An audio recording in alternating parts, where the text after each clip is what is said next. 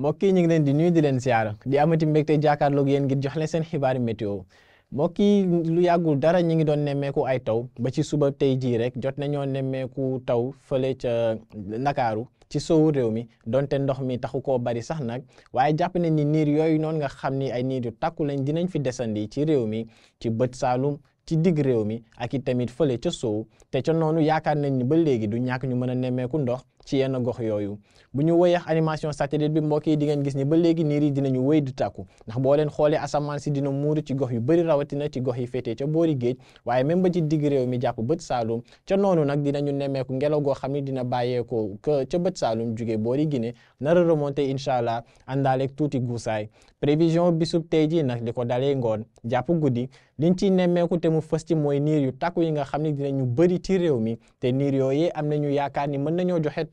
taw yoo xam ne dinañu ëppee doole fële ca bët Saalum réew mi mën naa wax sax ca Casamance ndax Ziguinchor Sédhiou ak i Kolda ñoo nar a am ay taw yoo xam ne mën nañoo ànd ak dënnu ci ngoonu tey jàpp guddi ca noonu nag taw yi am nañu yaakaar ni incha allah mën nañu laalaale tamit Kédougou ci ngoonu tey ba léegi waaye fële ca Sine Saalum diggante Fatick ak Kaolack niir yi nga xam ne dinañu jugee Casamance mën nañoo yéeg mën faa joxe taw ca noonu lii di Mbuur Ndakaaru Thiès ak i tamit Diourbel foofee dinañu am ay niir yoo xam ne dinañu takku niir yoo xam ne du ñàkk ñu mën a joxe tuuti ndox donte ndox mi mën naa bañ a bari lii des ci réew mi nag wala boog mën naa wax ca bët gànnaar Saint-Louis jàpp Louga niir yu takku dinañ ko fa nemmeeku ak i tamit ca penk diggante Bakel ak Tambacounda waaye yaakaaruñ fa taw trop lu dul xëy na yenn tepp-tepp yoo xam ne du ñàkk ñu mën faa am lii di Linguère Podor ak i Matam